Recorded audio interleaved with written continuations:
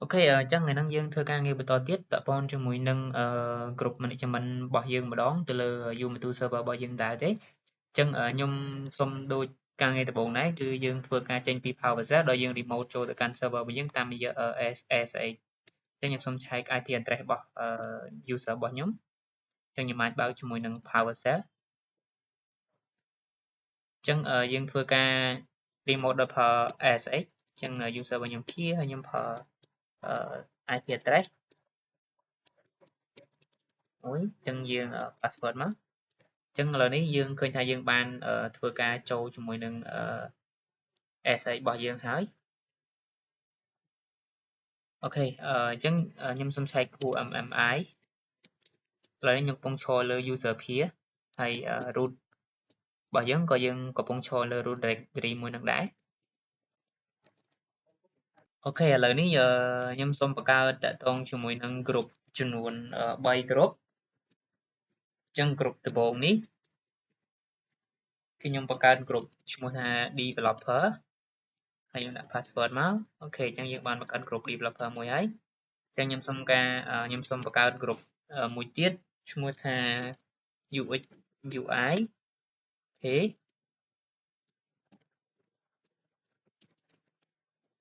អញ្ចឹងខ្ញុំសូមបង្កើតgroup មួយទៀតឈ្មោះថា DevOps អូខេឥឡូវនេះខ្ញុំបានបង្កើត group ចំនួនហើយអញ្ចឹងដើម្បីឆែកថា user ហ្នឹងយើងពិតជាបានបង្កើតច្រឡំដើម្បីឆែកថា group របស់យើងពិតជាបានបង្កើតហើយមែនយើងអាចឆែក group ហ្នឹងបានគឺយើងអាចប្រើ comment នេះបានPython ហើយយើងដាក់ group មកអញ្ចឹងយើងធ្វើការឆែកនេះនៅក្រោមនេះគឺ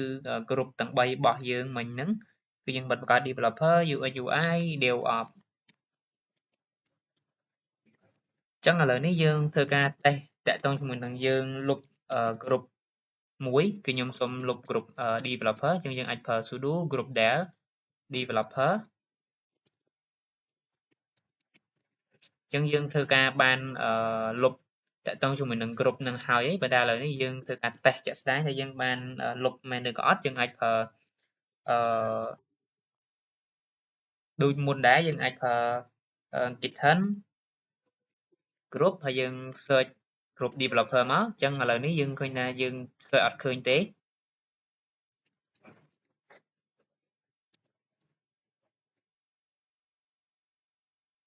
ហើយយើងអាចប្រើ comment នេះបានដើម្បីឆែកបញ្ជាក់ថាពិតជាបានលុបហើយនេះគឺយើងឃើញតែ UX UI ជាមួយនឹង DevOps ទេ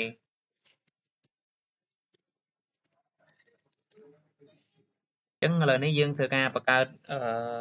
group developer នឹងឡើងវិញ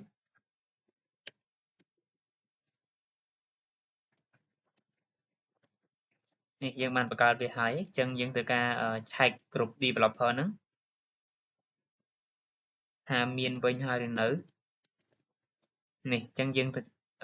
បានឃើញហើយ group developer យើងបានបង្កើតមកឡើងវិញអូខេបន្ទាប់មកយើងចាប់ផ្ដើមធ្វើការបង្កើតតេស្តតាក់ទងជាមួយនឹងការបង្កើត file TXT អញ្ចឹងខ្ញុំអាចប្រើ keyword touch ដែល keyword touch ហ្នឹងយើងធ្វើសម្រាប់ធ្វើការបង្កើត file អញ្ចឹងខ្ញុំអាចបង្កើត file មួយឈ្មោះថា developer.txt ហើយខ្ញុំអាចបង្កើតច្រើន file បានយើងសរសេរឈ្មោះ file name បន្តទៀតមកដោយយើងដក clear ហ្នឹងហើយយើងអាចដាក់ UX UI UX UI យើងអាចដាក់ UI process .txt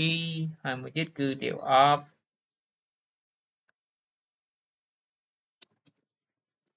process.txt អញ្ចឹងឥឡូវនេះយើងបានបង្កើតfile ទាំង3ហ្នឹងហើយឥឡូវហ្នឹងយើងចង់ឆែក file ហ្នឹងយើងអាចប្រើ command ls .l អញ្ចឹងនេះយើងឃើញថាយើងបានបង្កើត file ទាំងអស់ហ្នឹងមកហើយនេះគឺ file UX UI file DevOps process ហើយ file developer.txt អញ្ចឹងដំណាក់កាលបន្ទាប់ទៀតយើងធ្វើការ change file permission ទៅជា755សម្រាប់ file text ទាំងអស់ដែលយើងបានបង្កើតមិញហ្នឹងអញ្ចឹងយើងអាចប្រើ command chmod ហើយយើងដាក់755ហើយយើង space មកយើងផ្កាយ .txt ចំពោះ file ដែលជា extension txt ហើយយើងអាច list file នឹងមើលម្ដងទៀតមកដល់ L នេះយើងឃើញថាយើងបាន change វាដោយជោគជ័យហើយឥឡូវនេះយើងចូលទៅបន្តទៀតក្នុងការដាក់ permission ទៅលើ group developer ហើយនឹង UX UI កុំឲ្យអាច access ទៅលើ group DevOps បានអញ្ចឹងណាអញ្ចឹងយើងអាចប្រើ command sudo chown ហើយយើងចុច2មកយើងដាក់ DevOps យើងអត់បង្កើតមិញហើយ file DevOps ដែលយើងបានបង្កើតមិញហ្នឹងប៉ុន្តែមិញនេះខ្ញុំចង់ភ្លេចឈ្មោះខ្ញុំសុំ tag file សិនអញ្ចឹងនេះគឺ DevOps process txt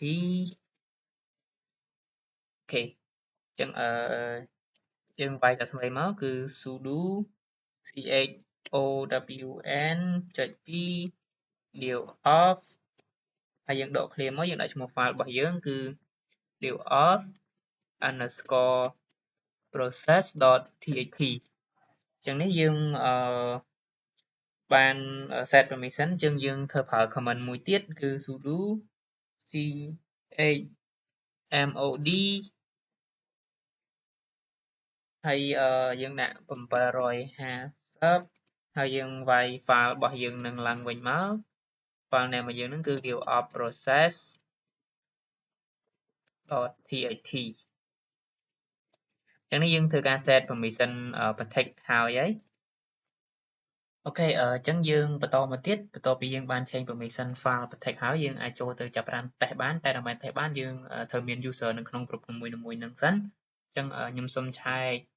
តាក់ទងជាមួយនឹង user នីមួយៗហ្នឹងថាមាន group នៅក្នុងនឹងហើយឬនៅអញ្ចឹងណាចឹងខ្ញុំសូមឆែកសិនថាយើងមាន user ហើយនៅចឹងខ្ញុំអាច pad/etc/passwd អញ្ចឹងខ្ញុំឃើញថាខ្ញុំបានបង្កើត user 3នេះសម្រាប់ test អញ្ចឹងខ្ញុំចាប់ផ្ដើមបញ្ចូល user 3ហ្នឹងទៅកាន់ group នីមួយៗអញ្ចឹងយើងអាចប្រើ keyword sudo user.mod.ag ហើយយើងបញ្ចូល user ទី1គឺ student 1ទៅកាន់ group developer ហើយមួយទៀតគឺយើងបញ្ចូល student 2ទៅកាន់ group UX UI then 2ហើយមួយទៀតគឺយើងបញ្ចូលuser student 3ទៅកាន់ group DevOps អញ្ចឹងនេះដើម្បីឆែក group ទាំងអស់ហ្នឹងថា user ទាំងអស់ហ្នឹងវាបានបញ្ចូលទៅតាម group នីមួយៗហ្នឹងហើយយើងអាច group student 1បានឥឡូវនេះយើងឃើញថា student 1ស្ថិតនៅក្នុង developer ហើយ student 2 UX UI student 3ក៏នៅក្នុង DevOps ដូចគ្នាអញ្ចឹងមុនហ្នឹងយើងបានបន្ថិច file មួយឈ្មោះថា file DevOps process.txt កុំឲ្យ user ដែលនៅក្នុង group developer ជាមួយនឹង group UX UI access បានអញ្ចឹងឥឡូវនេះយើងចាប់ផ្ដើម switch ទៅ user ក្នុង DevOps សិនចង់ដឹងថាគាត់អាច access ចូល file របស់គាត់បានឬក៏អត់អញ្ចឹង sudo DevOps មិញគឺ user 3អញ្ចឹង student 3នេះចឹងឥឡូវនេះយើងថតនៅលើ student 3ហើយយើងអាច ls មើលចឹងយើងសូមបន្តទៀតដោយសារមិញហ្នឹងយើងបានprotect ទៅជាមួយនឹងសិទ្ធិក្នុងការ access ចូល file មួយៗដែលយើងបានបង្កើតនឹងហើយចឹងឧទាហរណ៍ថាខ្ញុំសូមចូលតាម user មួយដែលឈ្មោះថា user test ដើម្បីចង់ដឹងថាអាចចូល file នឹងបានអត់ចឹងsudo.u user test ដែលខ្ញុំបានបង្កើត user test ហ្នឹងហើយយើងអាច add ចូលទៅកាន់ file DevOps ហ្នឹងដែលយើងបានដាក់សម្រាប់ user ដែលនៅក្នុង group DevOps អញ្ចឹងនេះយើងឃើញថា access នេះ permission deny អញ្ចឹងយើងអត់អាចបញ្ចូលបានទេទៅលើ file DevOps ហ្នឹងអញ្ចឹងវាថាការ protect សិទ្ធិរបស់យើងគឺបានជោគជ័យហើយអញ្ចឹងថ្ងៃហ្នឹងយើងមានតែប៉ុណ្្នឹងទេអញ្ចឹងយើងបានបញ្ចប់ហើយroot របស់យើងធ្វើការហ្នឹងគឺយើងធ្វើនៅក្នុងនេះ